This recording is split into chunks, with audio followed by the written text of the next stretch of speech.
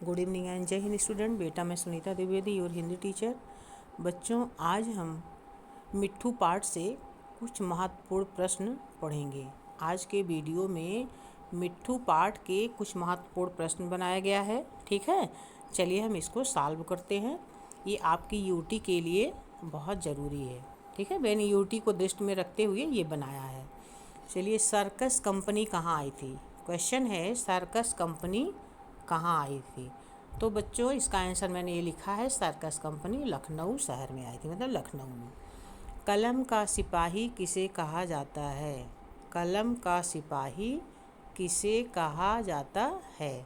तो बच्चों मुंशी प्रेमचंद को कलम का सिपाही कहा जाता है। मुंशी प्रेमचंद ने बहुत सारी कहानियाँ, उपन्यास, नाटक, लगभग 300 से ज़्यादा कहानियाँ उन्होंने लिखा है, तो इसलिए उन्हें कलम का सिपाही कहा जाता है। वो संज्ञा के कितने भेद बताए गए हैं? संज्ञा के कितने भेद बताए गए हैं? संज्ञा के 5 भेद बताए गए हैं। प्रश्न नंबर 4 है व्याकरण से। मेले में बहुत भीड़ होती है। मेले में बहुत भीड़ होती है, तो भीड़ कौन सी संज्ञा है? भीड़ कौन सी संज्ञा है? मैंने आपको बताया था पढ़ाते समय कि, और अच्छे से बताया था बेटा, कि जहाँ पे भीड़ भाड़ हो, हाँ, जैसे टोली है, ये समूहवाचक संज्ञा होती है। कहाँ कई सारे लोग होते हैं ना, एक लोगों की टोली नहीं होती है। अकेले कोई जाता चलता है तो उसको टोली नहीं बोलते। जैसे बच्चों की टोली होली में निकलती है। रुपए की गड्डी, एक गड्डी में एक नोट नहीं होती, बहुत सारी नोट होती है। जैसे अनाज का ढेर होता है, ठीक है। और चोरों का गिरोह है, अकेले चोर है तो उसको चोर बोलते हैं, और उसके साथ बहुत सारे लोग होते हैं तो उसको क्या बोला जाता है? गिरोह बोला जाता है। तो वो समूहवाचक हो। ठीक है, गिरोह क्या है? समूहवाचक। गड्डी क्या है? समूहवाचक। भीड़ क्या है? समूहवाचक। टोली क्या है? समूहवाचक। ठीक है। तो नेक्स्ट क्वेश्चन है रिक्त स्थान भरो। चित्तौड़ पर डाट ने अधिकार कर लिया था। भामाशाह का त्याग पाठ है ये। भामाशाह का त्याग पाठ से लिया गया है। चित्तौड़ पर किसने अधिकार किया था? चित्तौड़ पर अकबर ने अधिकार कर लिया था। ठीक है।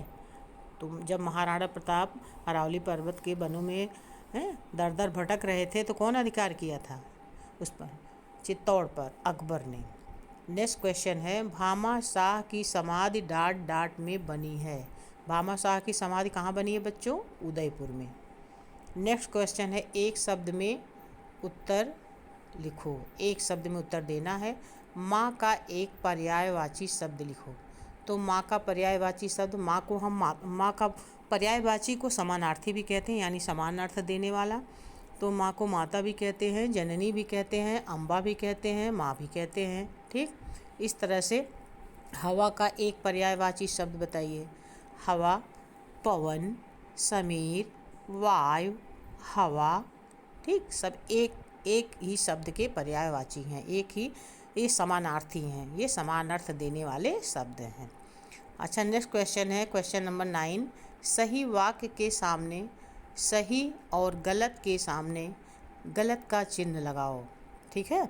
सर्वनाम के 8 भेद हैं। अब वाक्य है सर्वनाम के 8 भेद होते हैं। तो बच्चों सर्वनाम के कितने भेद होते हैं? सर्वनाम के कितने भेद पढ़ाया गया आपको?